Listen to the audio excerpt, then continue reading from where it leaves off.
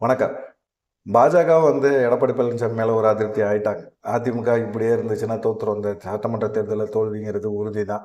அப்படி உறுதி ஆயிருச்சு அப்படின்னா, எடப்பாடி பழனிசாமிய நம்பி நிக்கிறவங்க, அப்புறமா தேர்தலுக்கு அப்புறமா என்ன செய்வாங்க, பாஜக சைடு வந்துருவாங்க. அப்படிங்கிற எண்ணத்துல ஒரு தரப்பு இருக்காங்க. நம்ம கூட்டணி ஜெயிச்சே ஆகணும்.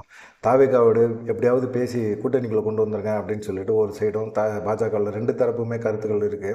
ஆனாலும் பார்த்தீங்கன்னா, எடப்பாடி பழனிசாமி இப்படி டெல்லிக்கு போயி, அவர் அங்க போய் கூட்டணி தொடர்பான தொகுதி பங்கீடு, எந்தெந்த தொகுதி வேணும் அப்படிங்கிறதெல்லாம் போய் அமித்ஷா வீட்ல உட்காந்து பேசுறார்ல, அது அதிமுக வரலாற்றிலே இதுபோல ஒரு சம்பவமே நடந்ததே இல்ல அப்படின்னு சொல்லி அதிமுக நிர்வாகிகள் தனியா ஒரு சைடு புலம்ப ஆரம்பிச்சுட்ருக்காங்க. எம்ஜிஆர் காலத்திலே பார்த்தீங்கன்னா, பொதுச் செயலாளர் இருந்த சண்முகம் சரி, ராகவானந்தாவும் சரி, யாருமே இதுபோல யாரோடையும் கூட்டணி தொடர்பான பேச்சுவார்த்தைய அவங்கள தேடி போய் பேசினதே கிடையாது. அதிமுக வரலாற்றிலே இதுதான் முதல் முறையாக எடப்பாடி பழனிசாமி அவர் நேரடியாக பாஜகவோட மேலிடத்தோட அமித்ஷா வீட்டில் போய் உட்காந்து வச்சு பேசுகிறாரு, கூட்டணி தொடர்பான பேச்சுவார்த்தை பேசுகிறாரு அப்படிங்கிற மாதிரி இருந்தாங்க. ஜெயலலிதா காலகட்டத்தில எல்லாம் எல்லாருமே பார்த்தீங்கன்னா, கூட்டணி தொடர்பாக பேசணுமா, நேராக போயஸ் கார்டன் வாங்க, அவங்க ஒரு லிஸ்ட்டு வச்சுருப்பாங்க கையில். அந்த லிஸ்ட்டு பிரகாரம் கூட்டணி இவ்வளோ தான் உங்களுக்கு தொகுதி ஒதுக்குவேன், அதுக்கு கூட்டணிக்கு ஓகேன்னா இருங்க, இல்லை அப்படின்னா கிளம்பி போங்க. அதே போல் தொகுதி பங்கீடுமே இந்தந்த தொகுதி தான் உங்களுக்கு கொடுக்க முடியும், அதில் நீங்கள் ஓகேன்னா இருங்க, இல்லைன்னா கிளம்புங்க அப்படிங்கிற மாதிரி தான் பேசுவாங்க. அதுதான் ஆளுமையே. அந்த ஆளுமை இப்போ இருக்கிற அதிமுகவில் இருக்கா அப்படின்னு கேட்டிங்கன்னா, அதெல்லாம் சுத்தமாக கிடையாது. இப்போ எடப்பாடி பழனிசாமி 2021 சட்டமன்ற தேர்தலில் அவர் ஒரு விஷயத்த சொன்னார். பாஜகவோட இனிமேல் கூட்டணி அப்படிங்கிற பேச்சுவார்த்தையே கிடையாது. 2026 சட்டமன்ற தேர்தலில் சுத்தமாக கிடையாது. அதேபோல் 2029 நாடாளுமன்ற தேர்தலும் கிடையாது. அப்படிங்கிற மாதிரி ஒரு எதிர்கால திட்டத்தோடு தான் பேசினார் அவர். இதெல்லாம் பார்க்கும்போது பார்த்தீங்கன்னா, சரி மனுஷன் ரோசக்காரன், ரொம்ப ரோசமாக இருப்பார் போல இருக்குது, உண்மையாக இருப்பார் போல இருக்குது அப்படிங்கிற மாதிரிலாம் இருந்தாங்க. ஆனால் 2026 சட்டமன்ற தேர்தல் வர்றதுக்கு முன்னாடியே 2025 ஏப்ரல் மார்ச் மாதத்துலேயே அவர் என்ன செஞ்சிட்டாரு, அமித்ஷா அவர் எங்கே பிடிக்கணுமோ அங்கே பிடிச்சி இழுத்துட்டு உட்கார வச்சு கூட்டணி, அதிமுக பாஜக கூட்டணி அப்படின்னு சொல்லி பேசிட்டார்.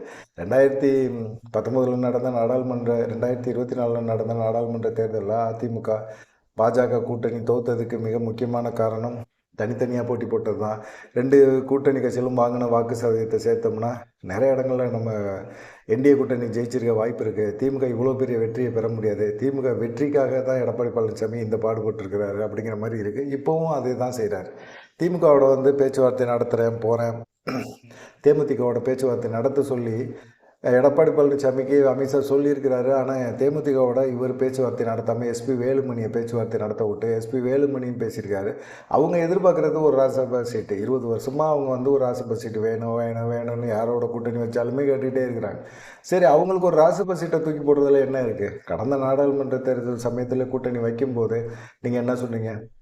சட்டமன்ற தேர்தல் சமயத்தில் வர ஒரு நான் ராஜ்யசபா சீட்டை தரேன்னு சொன்னீங்க. கூட்டணிக்காக அவங்களும் பேசினாங்க. பேசின பிறகுமே ராஜ்யசபா சீட்டை கொடுக்க மாட்டேறீங்க, ஏமாத்துறீங்க. இப்படி தொடர்ந்து நீங்கள் ஏமாற்றுவீங்க.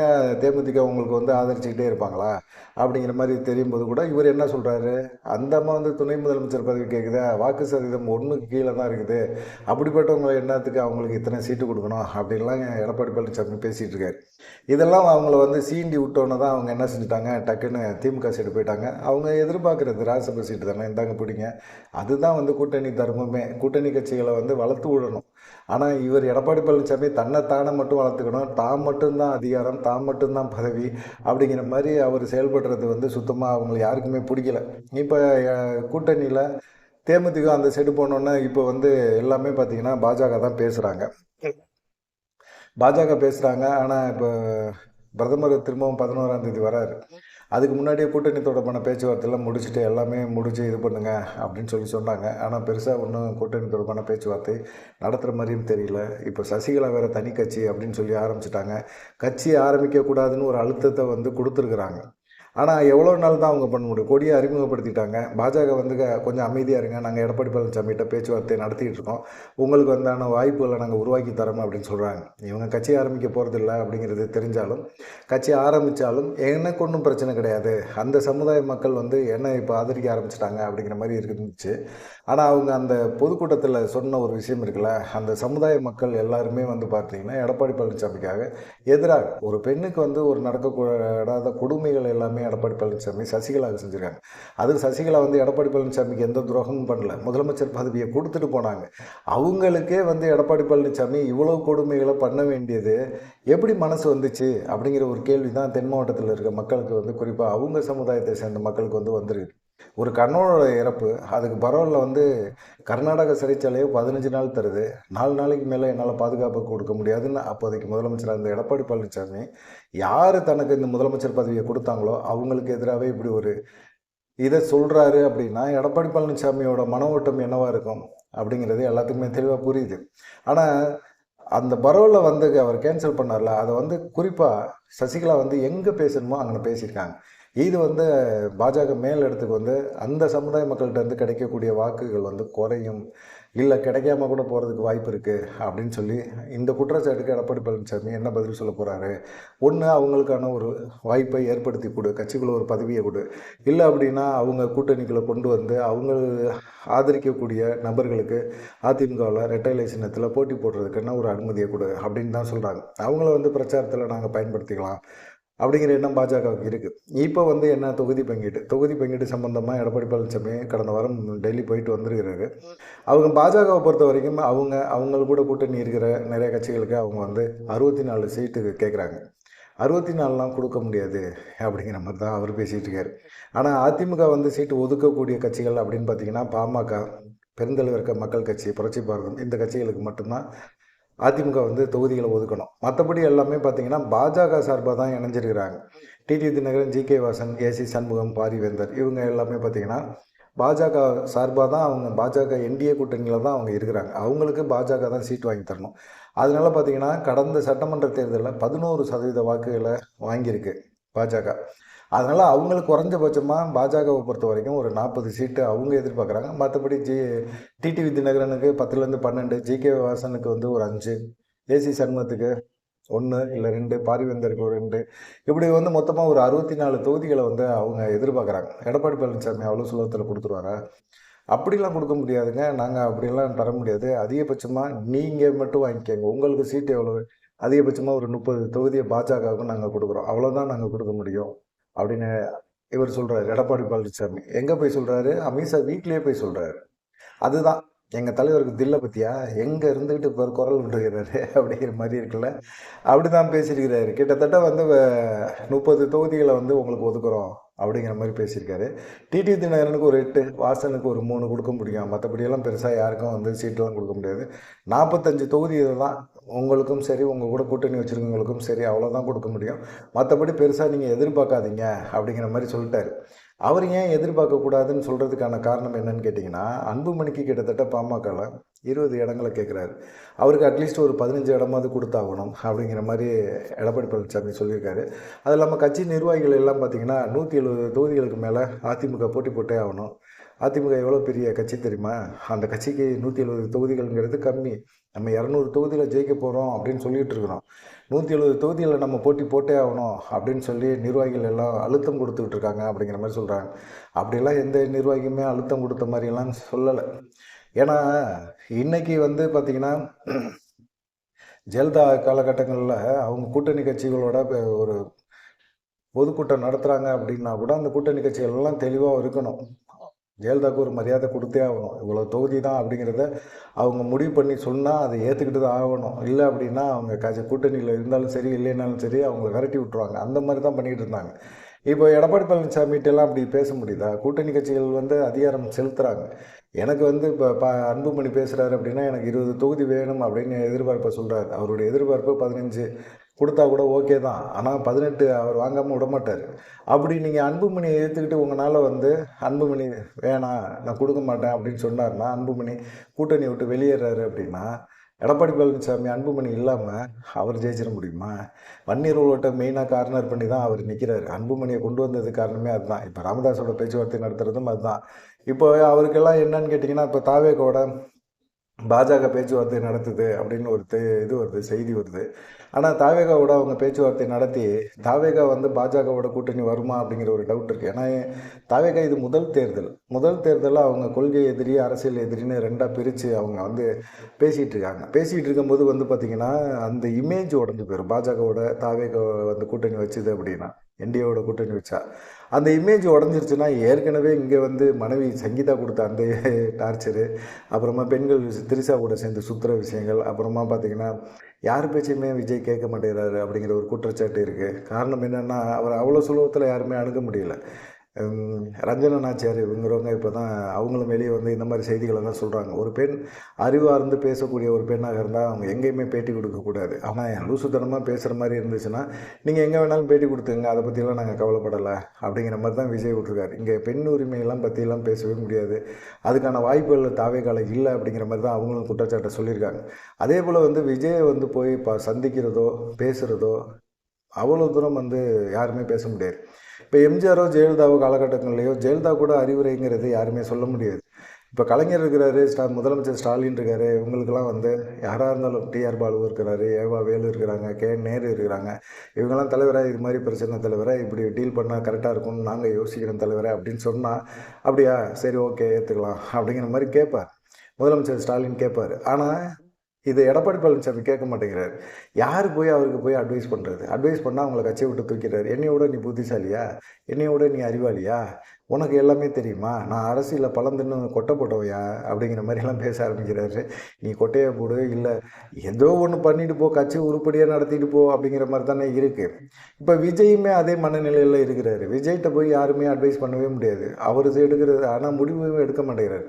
யார்கிட்டையும் பெருசாக ஆலோசனை பண்ணுறதில்ல. ஜான் ஆரோக்கியசாமி ஒரு சைடு, அதே போல் புஸ்லி ஆனந்த் ஒரு சைடு, அதே போல் பார்த்திங்கன்னா ஆதவ் அர்ஜுனா ஒரு சைடு.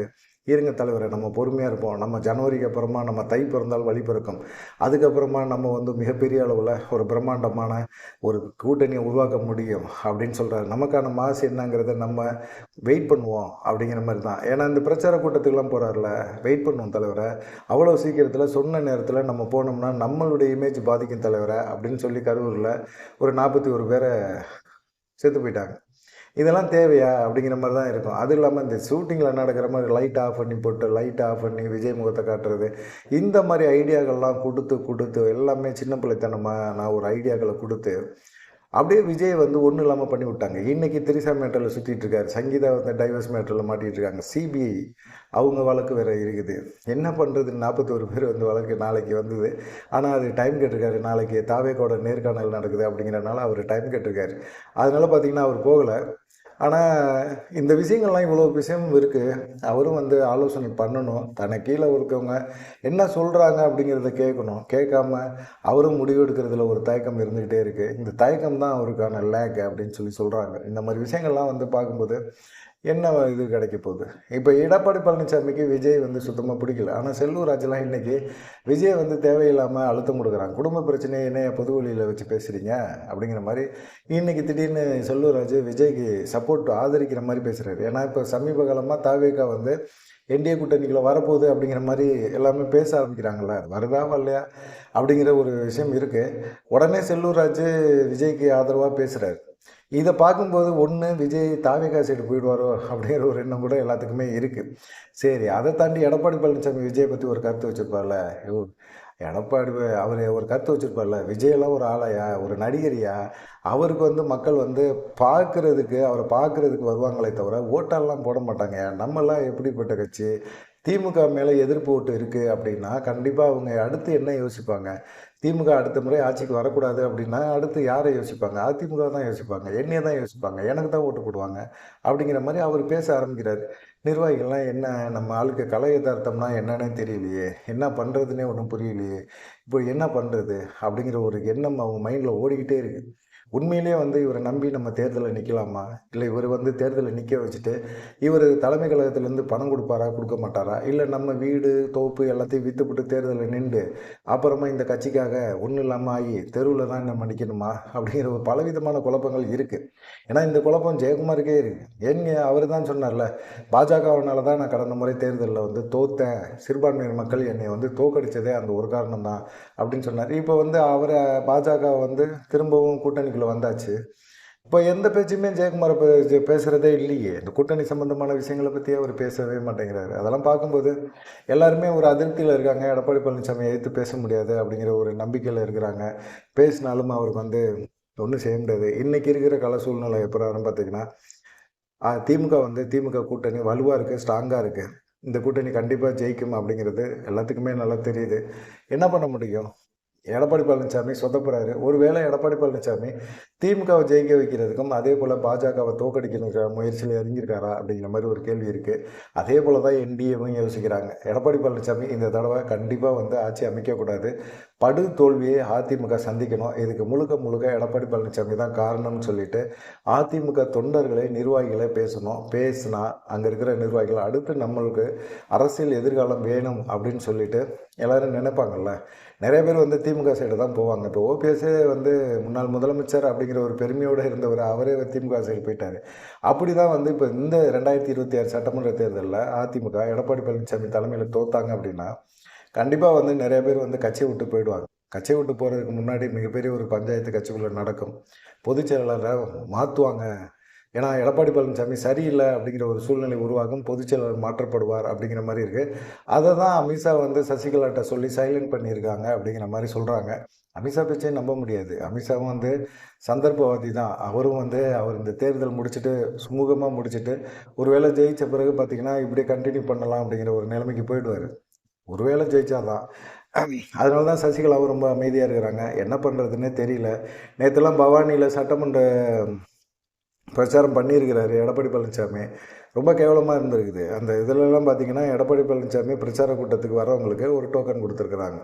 அந்த டோக்கன் எடப்பாடி பழனிசாமி பிரச்சாரம் முடிஞ்சு போகிற வரைக்கும் பார்த்தீங்கன்னா இருக்கணும்.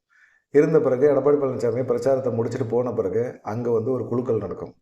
குழுக்கள் 10 பேருக்கு வந்து அரை பவுனில் தங்க காசு கொடுக்கப்படும் அப்படின்னு சொல்லி ஏற்கனவே அறிவித்து டோக்கன்லாம் கொடுத்துட்டாங்க.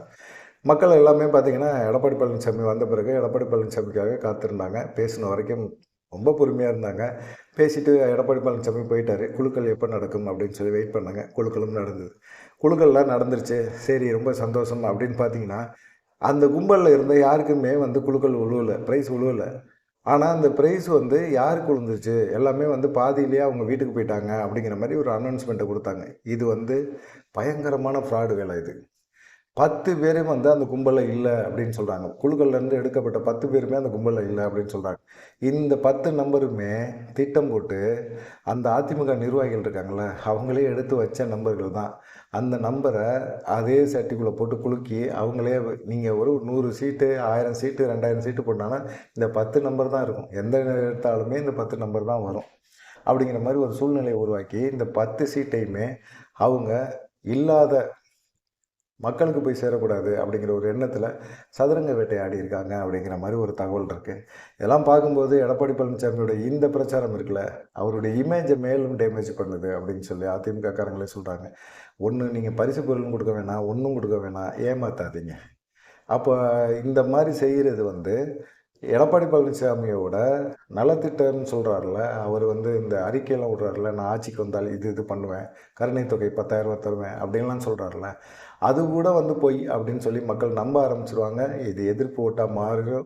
எடப்பாடி பழனிசாமியை நம்பக்கூடாது அப்படிங்கிற எண்ணம் உருவாயிடும், பார்த்துக்கங்க அப்படின்னு சொல்லி அதிமுக நிர்வாகிகளை பவானியில் இருக்கிறவங்களுக்கு அட்வைஸ் பண்ணியிருக்காங்க. இது எடப்பாடி பழனிசாமி காதுக்கு போச்சா போகலையான்னு தெரியாது. ஆனால் எடப்பாடி பழனிசாமிக்கு ஒரு நெருக்கடியை பாஜக கொடுத்துக்கிட்டே இருக்குது, அழுத்தம் கொடுத்துக்கிட்டே இருக்குது. அவங்க 60க்கு குறைய மாட்டேன்னு சொல்லிக்கிட்டே இருக்காங்க. கிட்டத்தட்ட அவங்க 64 தொகுதிகள் கேட்குறாங்க. இவர் 40க்கு மேலே இவர் தாண்டவே மாட்டேங்கிறாரு, முடியாது அப்படிங்கிற மாதிரி சொல்லிகிட்டு இருக்காரு. பார்க்கலாம் என்ன நடக்கும் அப்படின்னு சொல்லிட்டு. ஏன்னா அவங்கள பொறுத்த வரைக்கும் அவங்க பாஜக 64 தொகுதிங்கிறதுல ரொம்ப கன்ஃபார்மாக இருக்கிறாங்க. இவங்க வந்து 45க்கு மேலே தர முடியாது அப்படின்னு சொல்கிறாங்க. என்ன நடக்கும் அப்படிங்கிறத பொறுத்திருந்து பார்ப்போம். நன்றி, வணக்கம். தொடர்ந்து நம்ம சேனலை வந்து லைக் பண்ணுங்கள், கமெண்ட் பண்ணுங்கள், சப்ஸ்கிரைப் பண்ணுங்கள். நன்றி.